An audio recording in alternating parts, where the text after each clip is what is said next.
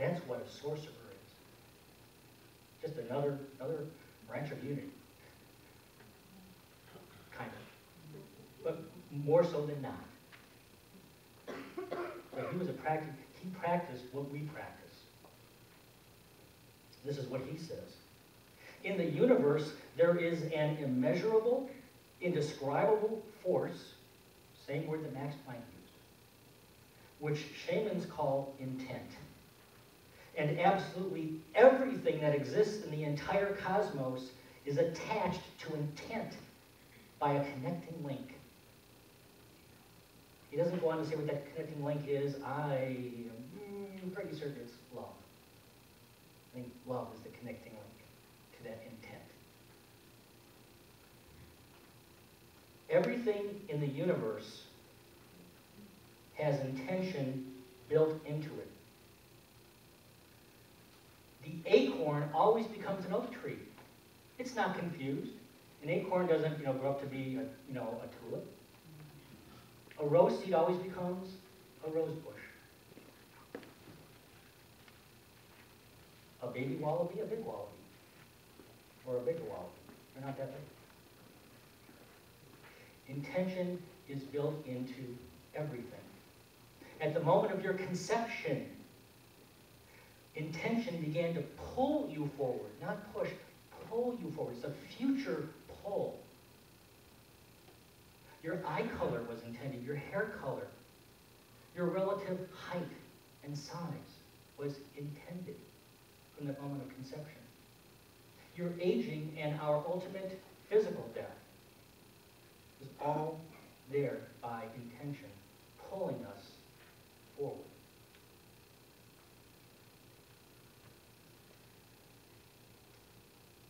If there is one thing that I would like you to carry away this day, it's this. That intention is a power that you can connect to. In fact, you are never disconnected from it. The only thing that disconnects from it is our realization that we are linked to divine intention. That intention is this power that is there for us at every moment. And that it's what is ours to do in the world is not something for the ego to do. It's not that I did it my way. That works. It does work. How many people, have you ever done it? I'm doing it my way. I have. I've done that. I'm going to get this done, no matter what it takes. Yeah. Have you ever done that? Or do you know anybody that's ever done that? It works. It does work. But it's so hard. It's so hard. And it's so lonely. Because it's all up to you. Your ego says, it's all up to you. See, there's nobody else. You can't rely on anybody else. Nobody else is going to do it. You can do it. Work harder. Try harder. Push harder. Get up earlier. Go to bed earlier. Sleep less. You can get it done. It does work. But man, what do we look like at the end of the day? And what do we feel like? When we plug into universal intention, we take hold of our divine birthright, living in the flow of universal intention. That is our birthright, to live in that flow. How many have ever felt the flow? Almost every hand, I think every hand in the room is going up. We know it. We've been there. We've tasted it. That's where we want to be all the time. In that flow. And divine intention is a way to it. Now,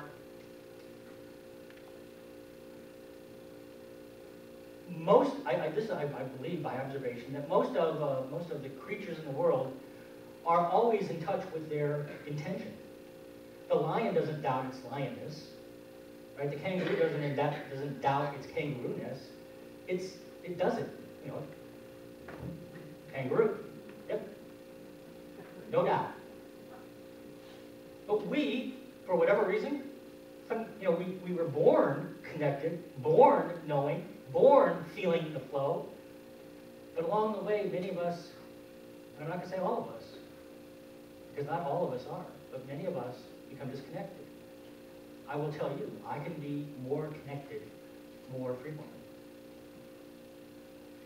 Dr. Wayne Dyer, a great man in my life, because he's the man that, he's the human being that, apart from my parents, was the first one to introduce me into writings on metaphysics more than 30 years ago. He was the first one. He was my entryway to metaphysical understanding in books and speeches. And he led to Marianne Williamson, which led to Unity. And he has identified six ingredients of the ego that cause us to feel disconnected. And I just want to share these with you and just let them kind of flow over you and see if any of them resonate. Not that you're owning them, but just see if you had any of these experiences. I am what I have. My possessions define me. I am what I do. My achievements define me. I am what others think of me. My reputation defines me. I am separate from everyone. My body defines me as well.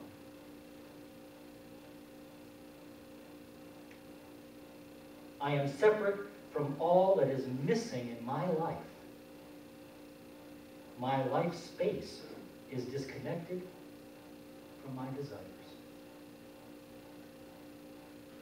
I am separate from God.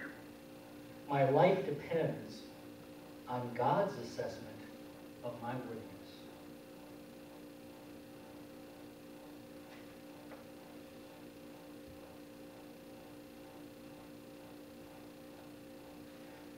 No matter how hard you or I try,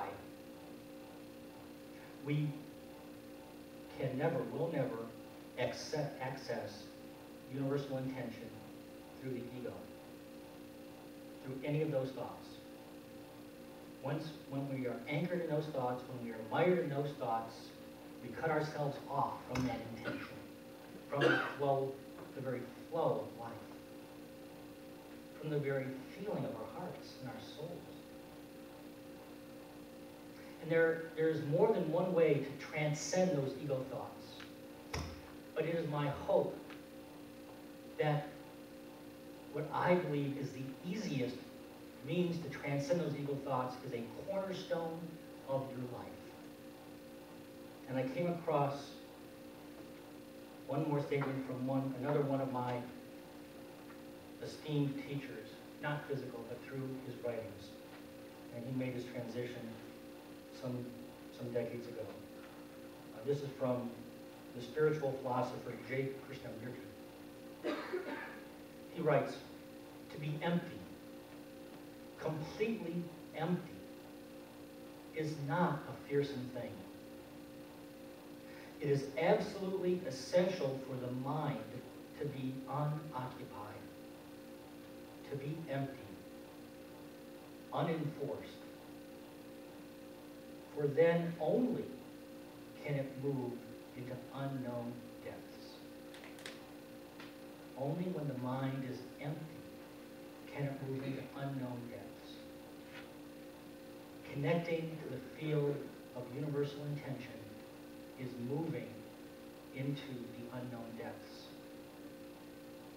Krishnamurti, as we know, is writing of meditation. There is guided meditation, which we do and has value. There is silent meditation, which follows our guided meditation, which in my life has even greater value. It is moving beyond thought. Once we move beyond thought, we are beyond the ego. And it is then that we feel universal intention. supplying us, guiding us, fueling us. It's a great feeling, and everyone in this room knows it because we've had it. Would you please prayerfully meditate upon these words with me? And I invite you, as you hear these words, as much as possible, to allow yourself to visualize what is being shared with you now. This is an Hasidic saying, an ancient Jewish saying. When you walk across the fields with your mind pure and holy, then from all the stones and all growing things and all animals, the sparks of their soul come out and cling to you. And then they are purified and become a holy fire in you. Allow this wisdom to go deeper. When you walk across the fields with your mind pure and holy, then from all the stones and all growing things and all animals, the sparks of their soul come out and cling to you. And then they are purified and become a holy fire in you. Your source will never fail you. The universe is here to support you. Intention is a power for you to reconnect to. Would you join me in 3 arms? Om.